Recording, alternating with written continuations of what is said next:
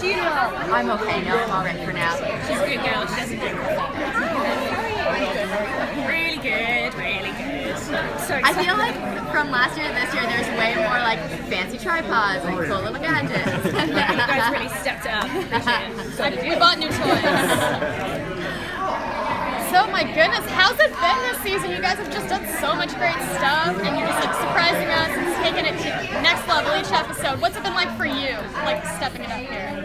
I really feel like season 2 is, it's like season 1 was here and season 2 is up here. For me, like the experience of it, filming it, you know, you go back to the second season, you already know everybody, so you can just kind of jump in where you left off, and I feel like that's what we're seeing in the show. Like episode 13, we really found what our show was about, the tone, you know, the relationships between all of us. So then in second season, it just feels like the stars again, we're just going up and up and up, which is an extremely exciting process. I think it's working together too. We've reached a level amongst the cast. So I also think doing the off-season promotion of traveling to all the cons and doing panels, you just form so much of more of a team. Because sometimes on set, I mean, I wouldn't see that I don't have storylines that cross with certain characters.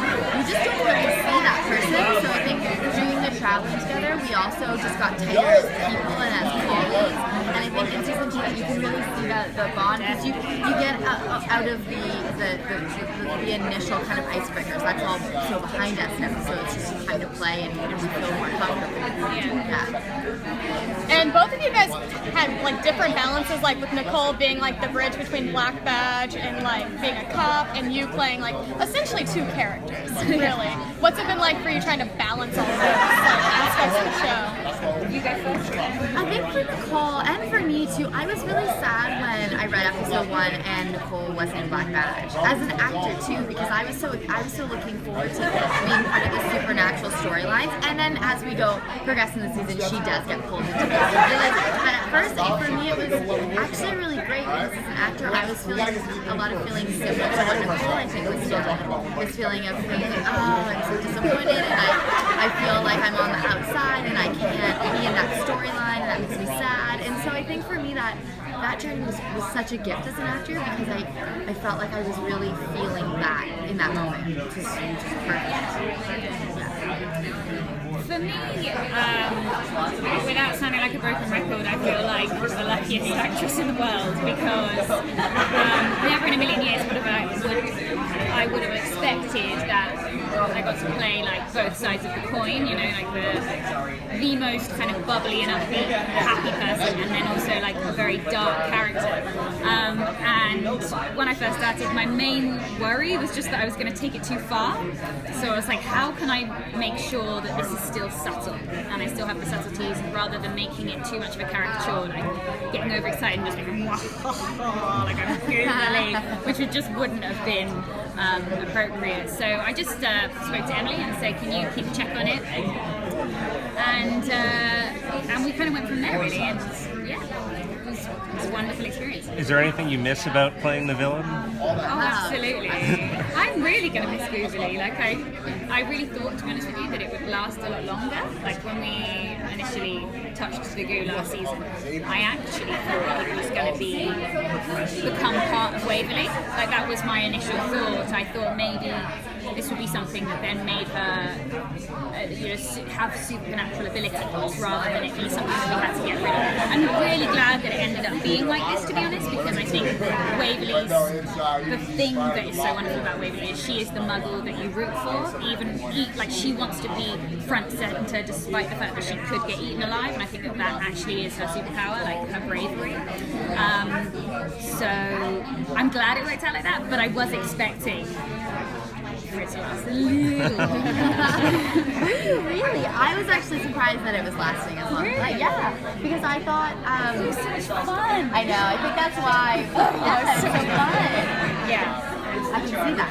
That makes sense. A big fan of the Wayhaught relationship. Really? Impact. No one cares. How you played it? Yeah, like, do you take it more seriously or feel more protective of it considering how invested people are? 100%. Oh, definitely. But I think it's also the trick is to try. We had a few conversations about this year. Trying to forget that too, because then you can really. I know for me, like I turn on that part of my brain, and it's really hard to forget that it's going to be all over the internet, and every moment of every scene is going to be dissected and pulled apart, and zoomed in on with little red circles and arrows, and I think. And it's so fun, and that's why you want to be on fun shows, because you want people to savor every ounce of it, but as an actor, you have to step back and try to forget it.